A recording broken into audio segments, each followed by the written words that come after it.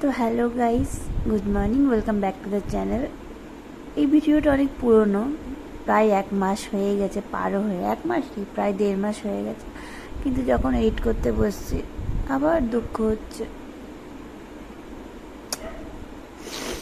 তো এই যে সকালবেলা তো ওই বাড়ির থেকে, আমার নিজের বাড়ির থেকে দিদির বাড়িতে এসেছি, যেহেতু সব কিছু এখানেই ছিল।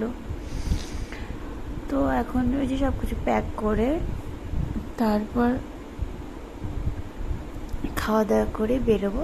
আমাদের ট্রেন 5টার দিকে ছিল, তাই আমরা এখান থেকে 3:30টায় বেরিয়ে যাব। তো 45 মিনিট মতো লাগে এনজেপি পৌঁছাতে। সেই জন্য অনেক সময় ভোটের টাইম, তাই র্যালি হতে পারে, কিছু হতে পারে, তাই একটু আগেই বেরোচ্ছি।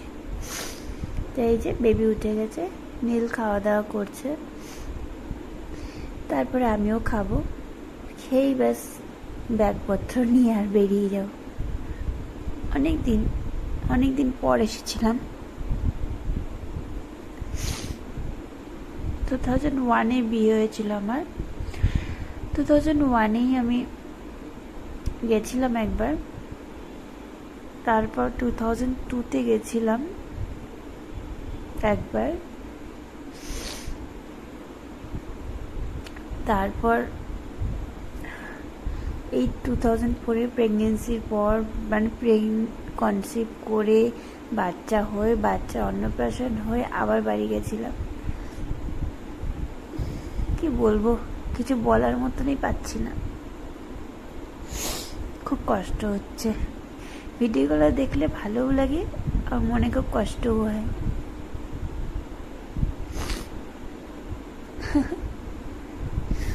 স্পেশালি এই বাচ্চাগুলোর জন্য খুব কষ্ট হয়।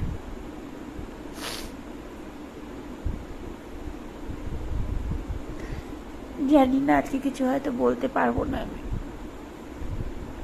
কিন্তু এটা বুঝতে পারছি না যে 1.5 মাস পরে যখন এডিটিং করছি, আমি তো এখানে এসে সেটেলড আবার, তো এখন কেন চোখের জল বেরোচ্ছে।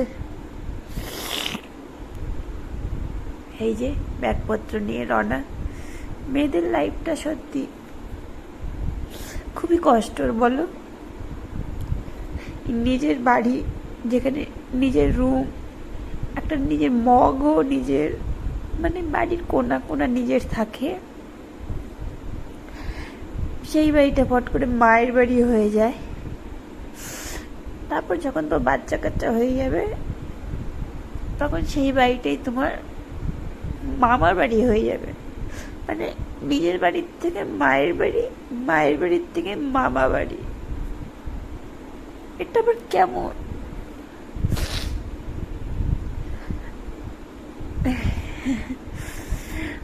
যাই হোক, সরি এত ইমোশনাল হওয়ার জন্য।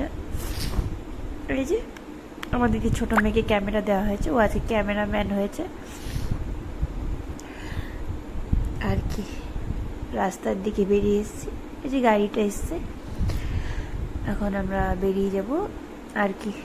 ট্রেনে উঠবো, ঘুমাবো, পৌঁছে যাব, এইটুকুই।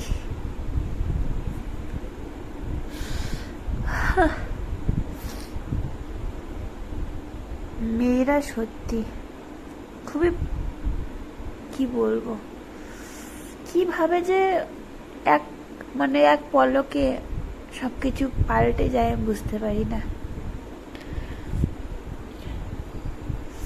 আমি অনেকের বাড়িতেই শুনেছি যে কিছু রাগ করলে বলবে, এটা তোমার বাড়ি না, ঠিক আছে,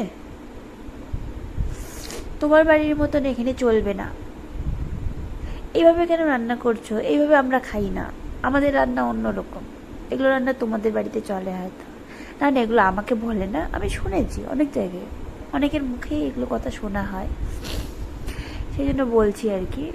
তো বাড়ি কোনটা? বাপের বাড়িটা তো বাপের বাড়ি হয়ে গেল, মানে নিজের বাড়িতে থাকলো না, ওটাকে তো বলা যাবে না আমার বাড়ি, ওটা মায়ের বাড়ি, তারপর তখন মামা বাড়ি, ওটা ছাড়ো। আর তো নিজের বাড়ি কোনটা আমি জানি না, এটা তো শ্বশুর বাড়ি, আমার বাড়ি কোনটা? হ্যাঁ, নীল বলেছে আমার জন্য একটা স্পেশালি বাড়ি করে দেবে, বাড়ি না করতে পারলে ফ্ল্যাট করে দেবে, যেটা আমার নামে হবে, আমাদের জন্য হবে, যেটাকে আমি বলতে পারবো এটা আমার বাড়ি, যেটাকে আমার শ্বশুর বাড়ি বাপের বাড়ি বলতে হবে না। আমি নিজের মতন করে সাজাবো, যে এই বাড়িটাকে আর ছেড়ে যেতে হবে না কোনোদিন।